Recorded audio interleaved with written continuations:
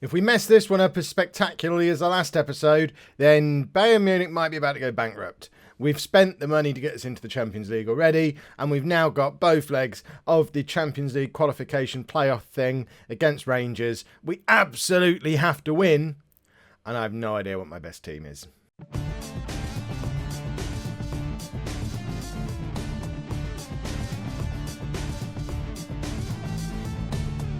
Hello and welcome to part 5 of the German leg of the Expedition of Gold. I'm Kev, and coming up on today's episode, we're away against Rangers in the Champions League, and then we're at home against Rangers in the Champions League. It's the, what do they call it? Best place playoff, first and second. We're playing Gladbach in the league in between, but we'll do that one offline, so I don't want to...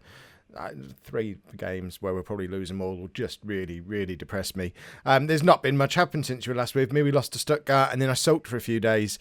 We have made some changes to the team though for this game against Rangers, and most notable of those changes is our new superstar wonder kid striker Alexander Malyshev is going to come in and make his debut, having not even been on the bench at the weekend, and the other superstar expensive almost wonder kid striker Clemente, he's going to be on the bench. So hopefully there'll be a few more goals in this. We've tweaked the tactics slightly as well. We're still on control and flexible, but we've decided to take off work ball into the box, put more closing down on, get it closer to the style of play I had with Tottenham.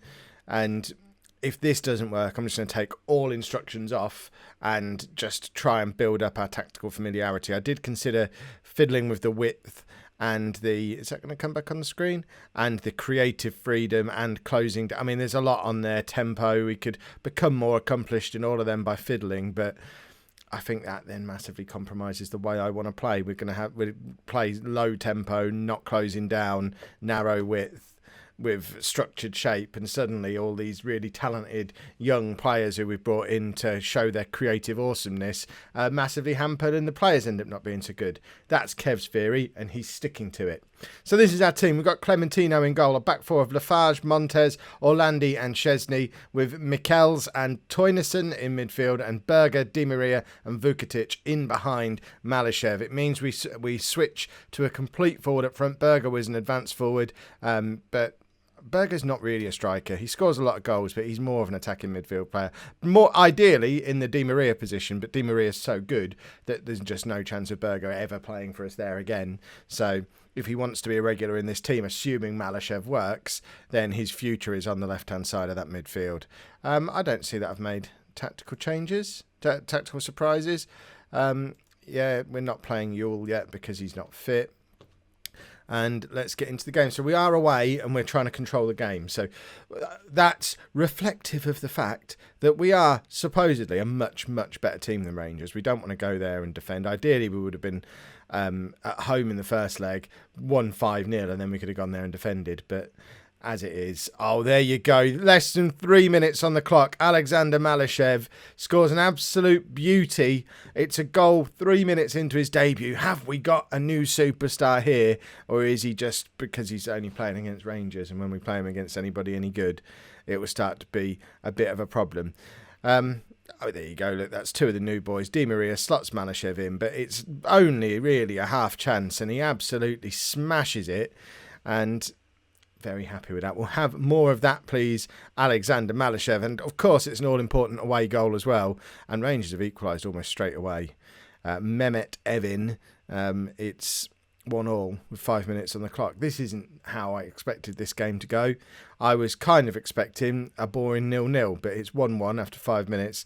Clementino should have done better there. It's kind of gone underneath. Never trust a goalkeeper with short sleeves, in my experience. So we might need to work on that and find a goalkeeper who wears a proper goalkeeping shirt, because then at least we know he's trying to look the part. But we've got plenty of time to get... I mean, a draw would be fine. It's the away leg in a Champions League game. Away from home, a draw, especially a score draw, is always a good result. But Malyshev picks the ball up, finds Toyneson, and the two wonder kids combine. That's his second goal of the season. It's another absolute beauty. And already we're benefiting from taking off work ball into the box, because I suspect if we'd have had work ball to the box, I'm okay, he might have had that shot because he was in the box.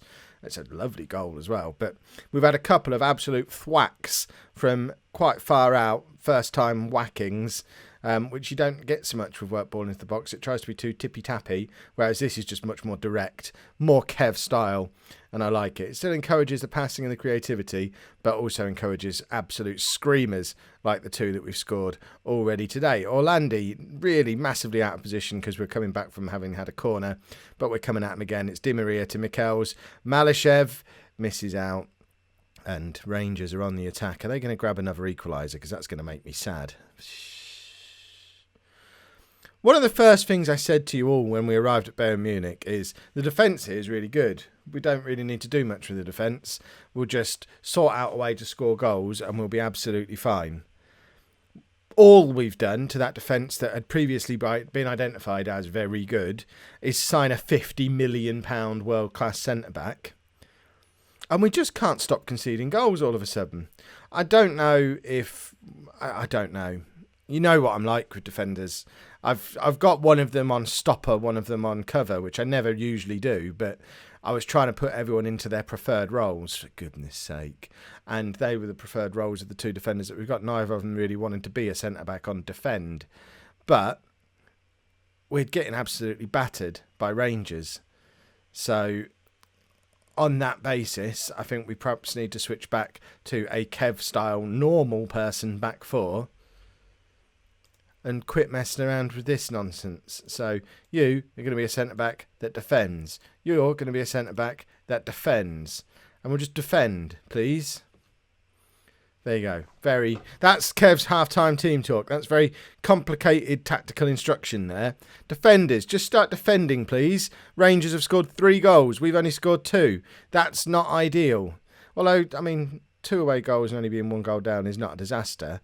But you got to remember, we're Bayern Munich, they're Rangers. And if you are a Rangers fan watching this, much apologies, but we're Bayern Munich. If you are genuinely a Rangers fan who thinks you're as big a club as Bayern Munich, you're mental. But yeah, we're losing. So who's the mental one really? Berger's not having a very good game. Vukotic isn't having a very good game. What a goal from Malyshev. Who cares that the old guard superstars that were here before I arrived aren't having a good game when we've got our 2 wonder kids just scoring goals like this left, right and centre. I don't care if we can't defend. That is one of the best goals you'll ever see in Football Manager. That was waist height on the volley from the edge of the area into the top corner. That's Marco van Basten quality volleying from a 19-year-old on his debut in the Champions League. I don't care that we've just conceded another goal. I'm enjoying the sheer joy that is Alexander Malyshev, and I'm pretending this didn't just happen. Clementino. Luckily it's not too late to try and sign Kevin Thompson. If Hearts don't make it into the Champions League proper this year, he might be interested in a move. But obviously only if we do make it there, because he wants to take a step up. He doesn't want to be moving to a club on a similar level to him. Again, if you're a Rangers fan and you're now upset that I said Bayern Munich are a much bigger club than you, but Hearts are on the same level, that's reflective of this current situation of my game in 25 years in the future. I think I'm covering all bases here. I'll be fine. We're 4-3 down. It's very much a Kev game at the moment. We're knocking the ball around nicely in midfield, but we kind of need to push a little bit further forward with it. Toynerson finds Di Maria to Malyshev. Can he get his hat-trick? Di Maria tries to find Vukotic, and there's nothing coming, and Montez is going to get himself sent off with 20 minutes of the game left. And because I'm so new to a 4-2-3-1, I have absolutely no idea what you do to a system like this when you go down to 10 men. Presumably you take off one of the wingers or the centre. I'm not taking Di Maria off. He's the best player apart from Malyshev and Toynerson. I'm encouraged by the fact the players I've brought in are the ones who are doing really well. It's the ones who were here before who were rubbish. But I'll tell you what we could do. We could do this. No, why? I'm trying to do that. And then make you on support. Looks familiar, doesn't it? Should we make another substitution as well? Who else is not playing very well? Lafarge. We'll bring on our new signing. He's not fit, but Lafarge is rubbish. And I'm encouraged by how well my signings are playing at the moment, so perhaps bringing on another one will just fix this defence. We're going to lose to Rangers. We're making the second leg so difficult with this total incompetence. Let's bring Cambon on as well. And the whole defence has been really poor today. Perhaps they're not getting enough cover from the midfield. It's a very creative attacking midfield. Perhaps we need a third central midfield player in there. Maybe on a central midfield defend instruction. Just to secure things a little bit. Perhaps sacrifice the wingers, get another striker in. I feel like there's a tactic forming in my head. Carlos will be back in the team. So I can't believe we've just lost to Rangers. We'll see how we get on against Gladbach. If we lose again, I'm going 4-3-1-2 for the second leg, and I will just take the abuse. We scraped a 2-2 with a late equaliser. To me, that doesn't justify the 4-2-3-1 when we really, really need to win. We're going back to what we know. Unfortunately, Bayern Munich don't really know it, but I know it, and Igor Anicic knows it, and he's the man who's coming into the team to make everything happen. Because, we have got a lot of good central midfield players. We've got Balbiano knocking around as well, who's very, very good. Vukatic, although he was the star man when I arrived, looking at him, he's only ever played 10 times for Serbia. He's a boring old right midfield player, not even a proper right winger. Yes, we paid £73 million for him a long, long time ago. And yes, he's been very, very good for a long, long time. But didn't make it at Spurs, did he, back then? Although, to be fair, they signed him for 1.9 million, sold him on for 36. Was I involved in that? Did I sell this man? When did I become Tottenham manager? Hold your horses. Hold fire, everybody. When did I become Tottenham manager? Let's look at the transfer history. Go back to the year he was sold for a stupid amount of money. It was... Why can't I... Vukatic. No.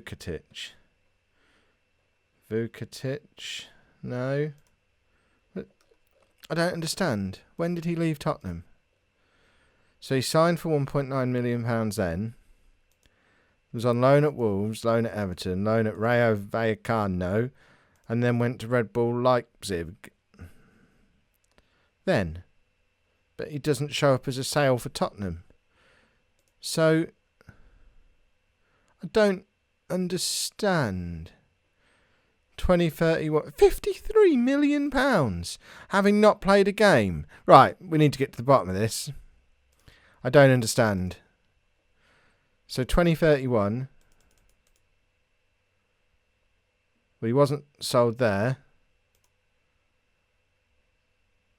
Right, am I just being thick at this point? Oh no, there he is. Slobodan Vukatic. It was the year before I arrived. He was sold, and then in fact, no, 2 years before I arrived.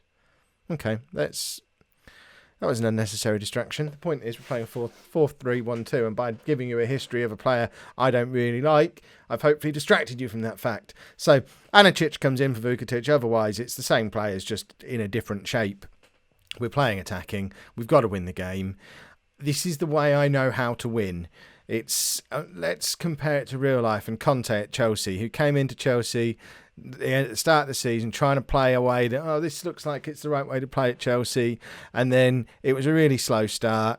People starting to get on his back a little bit, and he thought, you know what, I was quite successful playing this particular system that I've not done here yet because I want to do it their way, but I think I'll just go back to my way. And it turned out quite well for him, and hopefully that's what's going to happen here. So we're going to win this game.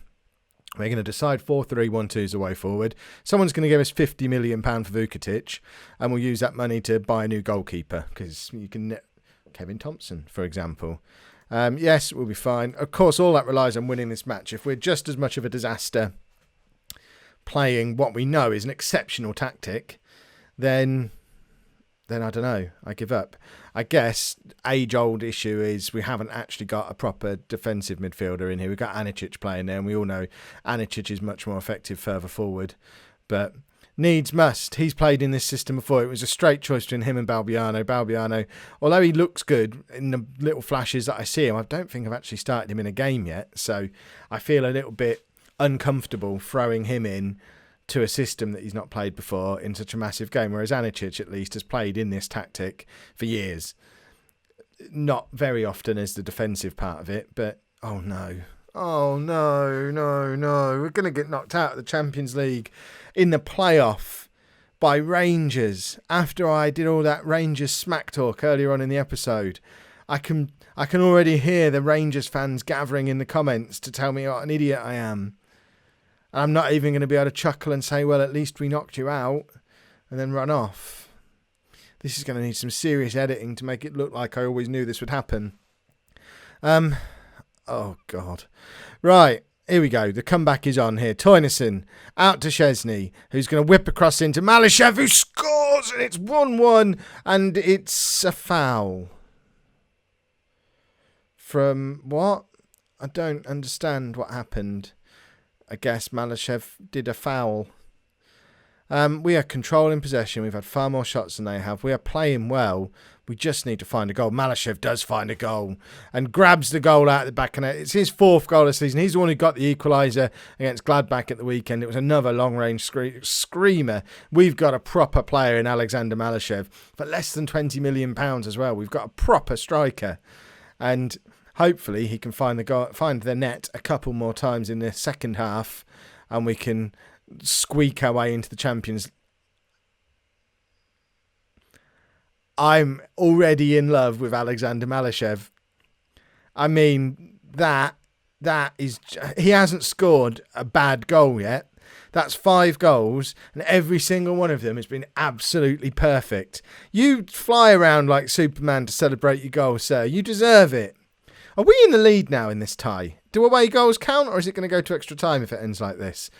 Our fans are so indifferent. We've got a 105,000 capacity stadium and only 75,000 people have turned up for a Champions League playoff game. The fans don't give a monkeys. Why are we bothering if they're not bothered?